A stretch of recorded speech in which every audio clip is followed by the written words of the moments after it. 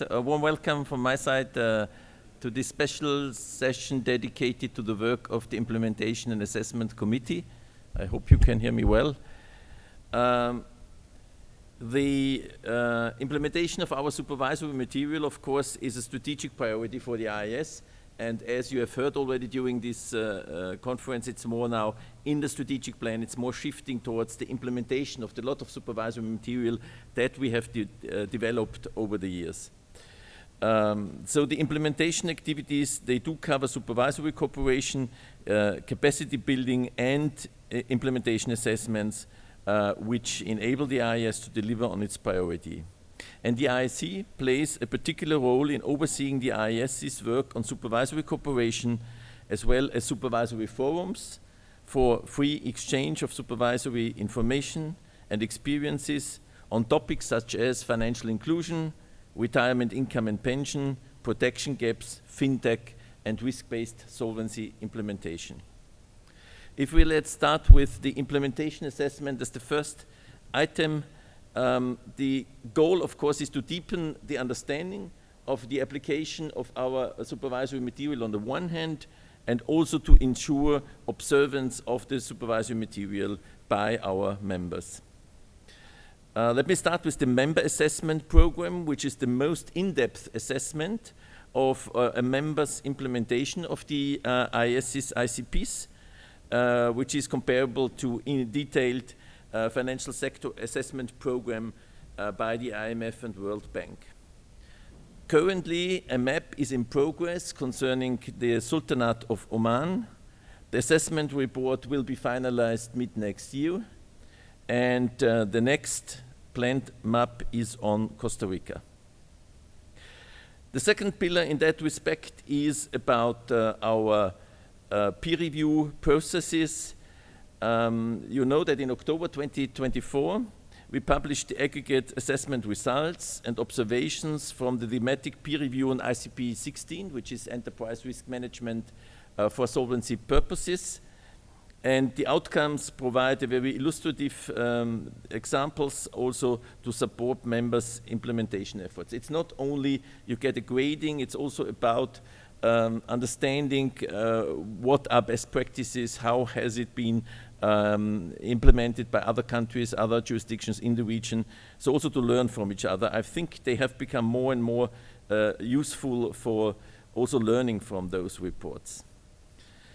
We had 67 jurisdictions participating in this peer review, and a majority of the participating members were assessed as largely observed, and that indicates in our terminology that means there are only minor shortcomings that do not really raise concerns about the supervisor's ability to achieve full observance with the ICP, but still we can move on and we can develop it further.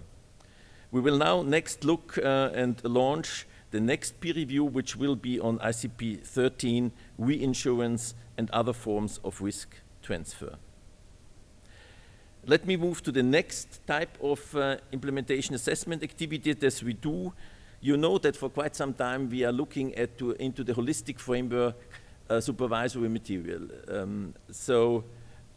We started that exercise, I think, 4 years ago now, and are now have launched the second round of targeted jurisdictional assessments focused on the implementation of the holistic framework supervisory material in 6 additional jurisdictions. So we had covered in the first exercise, we have covered 10, and now we have in addition 6 more IAS member jurisdictions covered.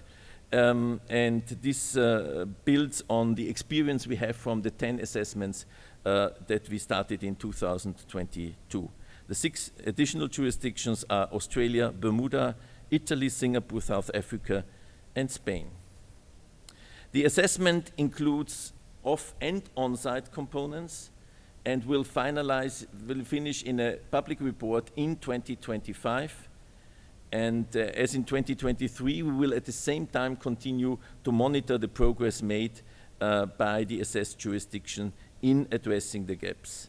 That will then inform our report to the FSB. Looking ahead, we will continue the high pace and intensity of our implementation assessment program in line with our new strategic plan and public commitments. And one of those you may expect very intensive projects will be the implementation assessment of the insurance capital standard that was just approved yesterday, which will be done in close collaboration with the PDC. Our focus now lies on the implementation of the ICS. Next year, the PDC will work on developing what we call the ICS assessment methodology. We shouldn't forget this is a kind of new territory to some extent, because these very strongly quantitative requirements, how to assess that really in practice. Following the development of the methodology, as the chair I think already pointed out, the IAIC will then launch a baseline self-assessment of ICS implementation in 2026, and only in 2027 we are going to start more in-depth jurisdictional-based assessments. These timelines recognize that jurisdictions need time to finalize any necessary regulatory and supervisory changes, and for the IAIS to properly prepare for the implementation assessments. Always quite a huge task. If you multiply the number of potential jurisdictions times the standards that fall under that topic, it's quite a considerable number you end up with.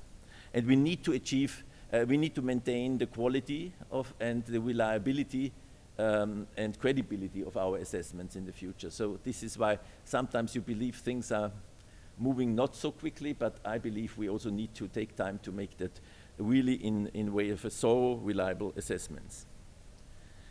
If we go to our forums, the IAIS has 6 forums to provide members with a platform for peer exchange on a range of supervisory topics. You know that the forums are a kind of lighter version of having working groups or project groups or whatever, still allowing broad participation and primarily also exchange of experience and input from the diversity of our membership. Let me start with the Financial Inclusion Forum. Together with the Access to Insurance initiative, a key priority of the forum is updating our 2012 application paper on inclusive insurance.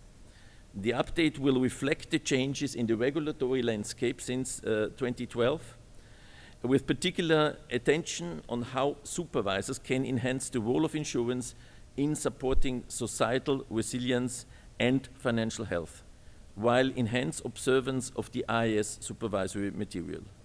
We will consult on the updates of the application paper next year, and we would very much welcome your feedback on this piece of work.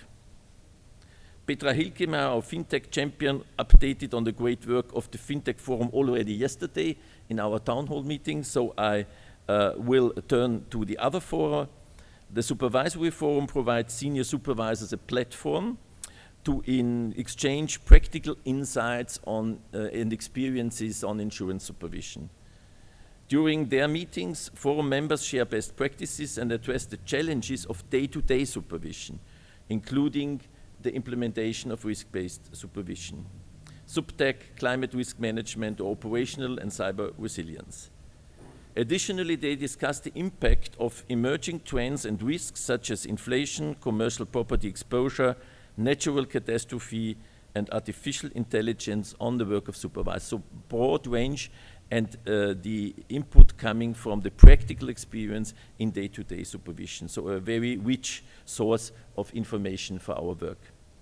The Retirement Income and Pensions Forum provides members with a platform for discussing developments with regard to pensions and retirement income products.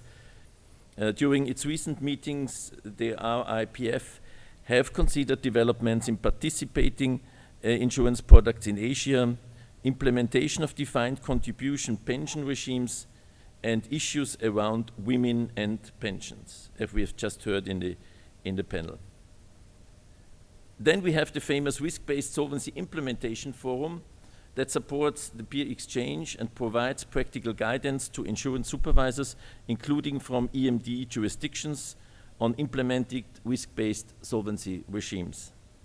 The guidance was finalized in November and approved last Wednesday by EXCO. The document offers practical advice on how to implement RBS regimes to IAIS members, but we are working on a public version of the paper for early next year. So this, I think, is a fundamental development, and I recall that it was 8 years ago when we had a side meeting and EMD supervisors asked for, we want to get there to this risk-based supervision solvency regimes, but how can we do that and how can we properly do that? And now with the ICS we have set a new level of expectation. The paper covers initial considerations for deciding on the transition, how to build supervisory capacity, engaging with stakeholders, designing a project plan, and the various technical approaches followed by members. We have received helpful input by our members, and I'm confident that this paper will be a valuable resource for the years to come. Last but not least, the Financial Crime Forum serves as a platform for experts to share insights and discuss developments in the areas of financial crime. The forum's overarching goal is to enhance understanding and insight into the impact of financial crime on insurance supervision and tracks developments of the Financial Action Task Force, the FATF. Another major topic we are dealing with is protection gaps. In this context, we are pursuing a range of initiatives following the publication last November of our Call to Action report. The report makes it clear that thinking about how to address these gaps is relevant to all supervisors, regardless of their mandates, and sets out the actions that insurance supervisors can and should be taking to help narrow natural catastrophe protection gaps. This work will help us draw parallels with other areas where supervisors can play a role in supporting insurance to fulfill its role to supporting societal resilience. Following on from the report, we are continuing to pursue a number of concrete actions across the range of IAIS core objectives and in collaboration with partners. We are engaging with a range of stakeholders, including international policy organizations, to bring IAIS expertise on insurance protection gaps to the table. Supervisors should be part of the broader policy discussions.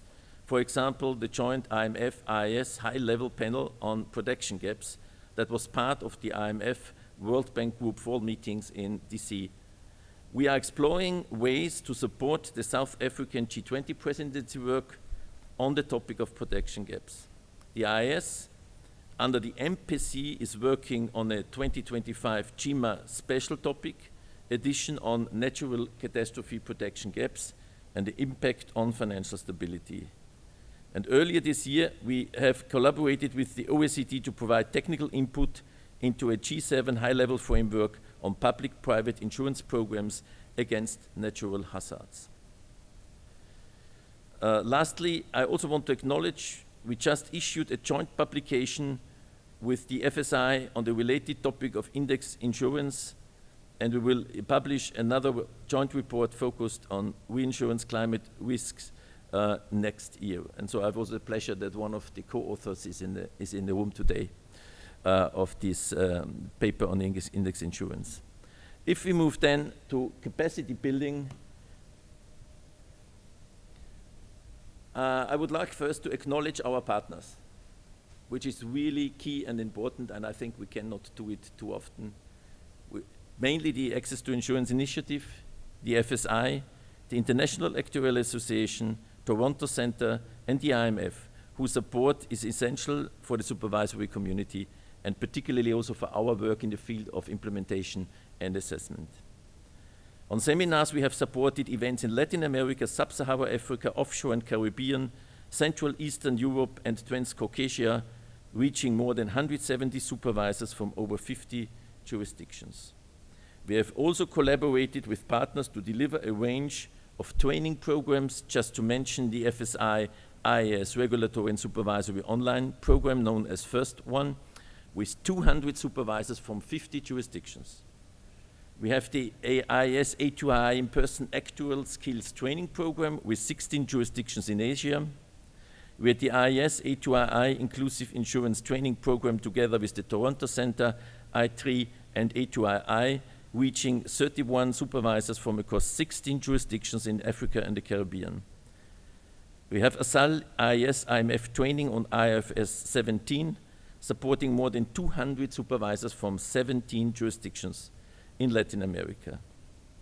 Access to an expanding range of interactive, self-paced online learning modules through 500 IAIS-sponsored FSI Connect licenses.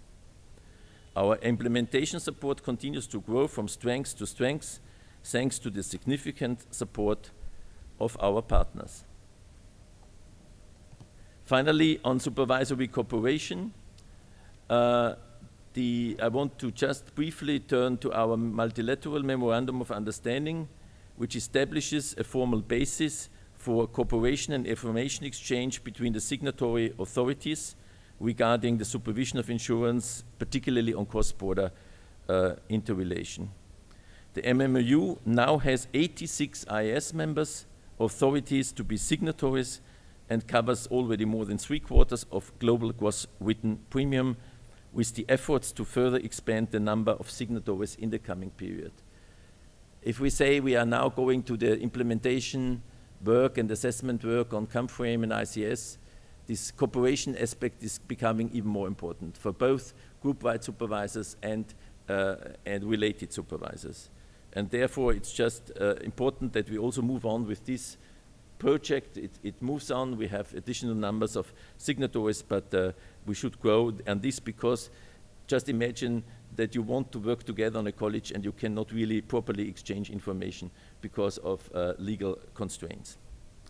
With that, I have covered, it's a snapshot basically, what we are doing, what we plan to do in the implementation assessment area.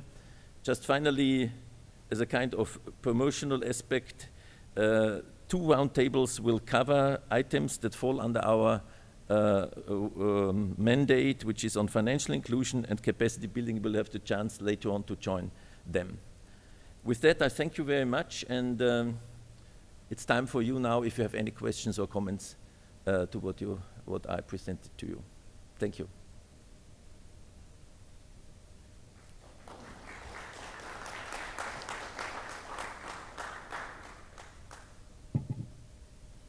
Please go ahead.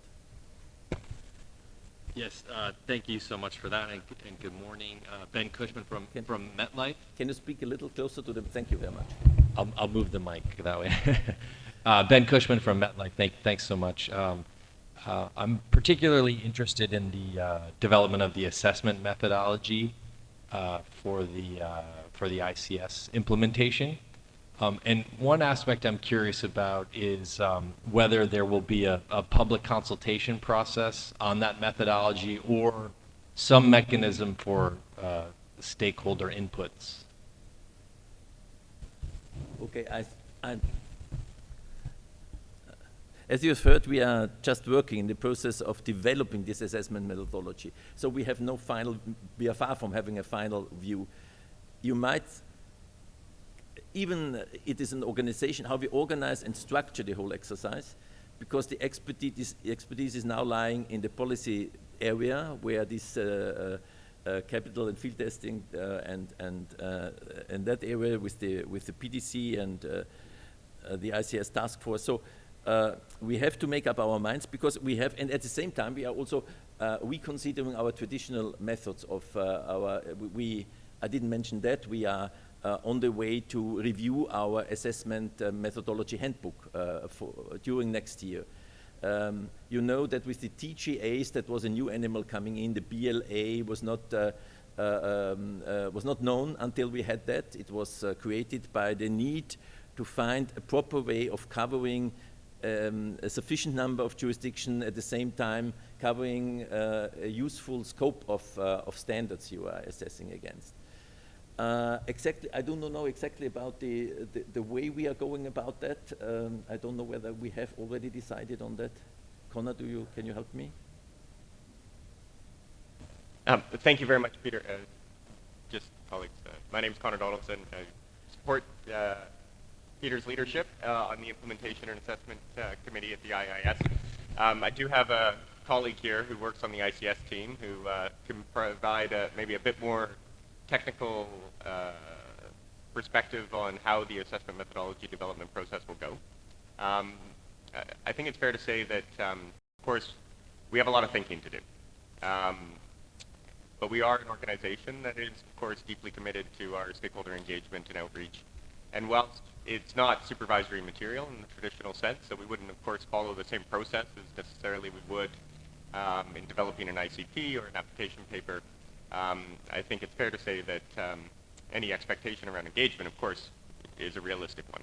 But I'll turn it over to Tom, who can provide a bit more perspective from the ICS side. Hi there, it's Tom Wickling from the Secretariat.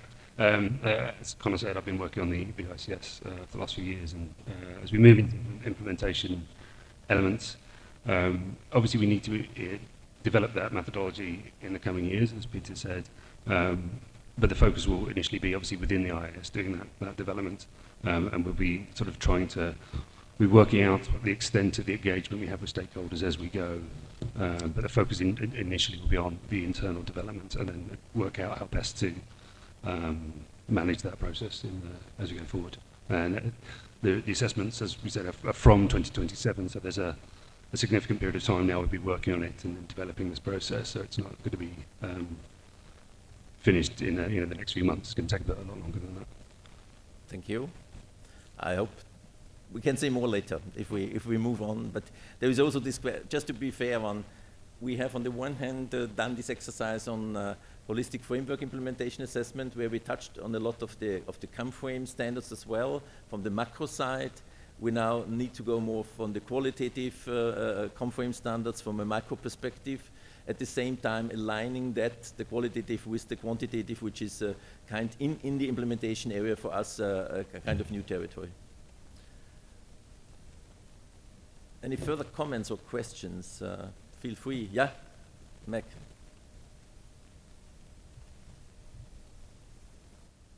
Thank you very much. My name is Makoto Kubo. Please call me Mark. So this is my 19th participation in the IAIS Annual Conference since the Cancun in 1998. So for the past 11 years, we have been working in APEC under the APEC Finance Ministers process on the supporting the role of insurance company to provide sustainable, resilient, and inclusive development of the community and the society. And as you probably know, we have been very busy commenting on the consultation of the ICS. But since it's completed, so now we are shifting the focus from the standard setting involvement to the implementation and capacity building. So we are trying to help the APEC economies, supervisors and industry people, or even the general public on preparing something which is a good the insurance for a better world. So if you are interested in collaborating with us in the Asia Pacific, that would be very more than welcome to join the force. So it's good news for me because rather my expertise is in the implementation side rather than being a lobbyist on those standards. So I'm very happy to work with you to reflect some diversity that exists in Asia Pacific region. Thank you. This is like a comment, but thank you, Meg. Yeah, very, very much welcome. I think that's another challenge is about the ICS is kind of a top international standard for internationally active insurance groups. So we have, I think, 19 jurisdictions where there are group-wide supervisors in. We have a lot of jurisdictions that are either at the end of an insurance group, so to speak, where the subsidiaries of a group are around. So we have very different aspects, and that makes it then, we have, that's why also again this work on the risk-based solvency implementation is quite important to say, if I'm in a very early stage of moving on, what should I do next, and not, maybe I have an ultimate goal, but it might take longer. So, currently we are focusing on the three topics: the IFRS and ICS, and also sustainability requirements like sustainable investments, finance. So if you have some topics related to this, please contact with me. We can collaborate on this. Thank you. Thank you. Yeah, please go ahead.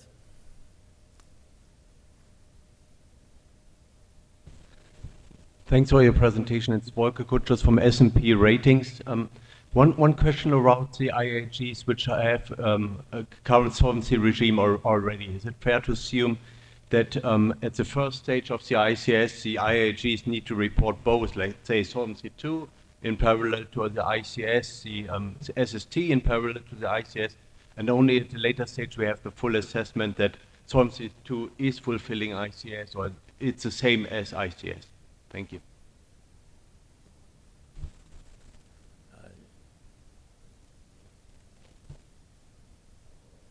Again.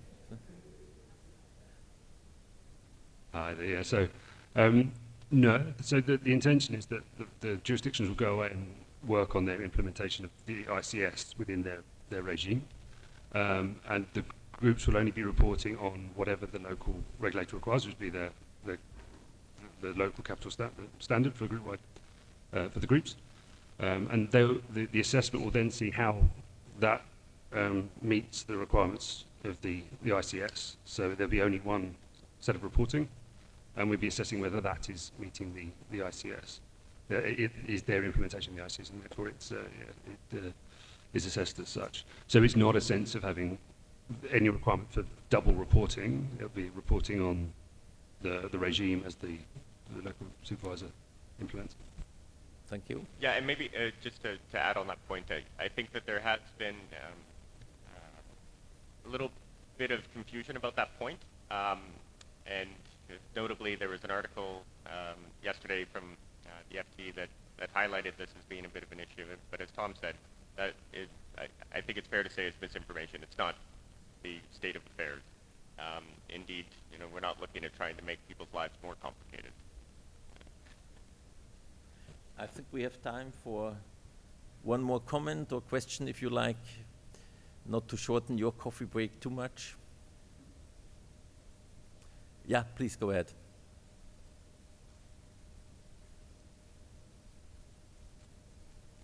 Thank you. My name is Mpora Matua from the Prudential Authority here in South Africa. I just wanted to find out in the 2027 in-depth assessment of the ICS implementation, will that be for jurisdictions that feel they're ready with their implementation, or it's going to be in all jurisdictions, or how will that work? I believe we will go, as was said, we will try to take the same route that we took for the holistic framework implementation, and that means we have first so in 25 we will develop all of that, which is quite ambitious, I have to say. In 26 there is this kind of baseline self-assessment type of thing. That should basically be very broad as regards jurisdictions both and the scope of standards. However, recognizing that you should leverage on what is already done, what is already covered in the exercise. So if you're particularly speaking about the ICS, then, and if we have the same approach, then you would probably, for the TGAs, then on the basis of the BLAs, do a kind of heat map and try to find out what is a useful cohort of jurisdictions that you will look into that. So it will be the other way around. Because we will not know beforehand who has implemented that very well already or not. I mean, we might have a guess, but we should select from this first exercise. And then that will be pretty difficult to find the right number of jurisdictions that we can do. We have seen that by the HF assessment. I mean, you say 10 jurisdictions or 46 standards or whatever, but it's a huge undertaking because we do the off-site work, but also the on-site work. And as you know, implementation assessment is not only about the transposition of the standards, but also the practical aspects of the application in the supervisory practice. Yeah, you are very much interested in our future programs. We ourselves it's very clear that next time we will have to report more, particularly on ComFrame ICS, how we go about. But I hope you could also get a good overview of what we are doing now, the different areas we are looking into. And again, we are also looking into our coordinated implementation framework, which is, so to speak, the piece for us as IC in between the IAIS 5 years strategic plan and the 2 years roadmap, so that our projects are in line with the CIF. The CIF is kind of reflecting the overall strategy, and we will also revise the assessment methodologies. So a lot is going on, and I hope still you got a good impression. I thank you very much for your attention, and see you later. Thank you.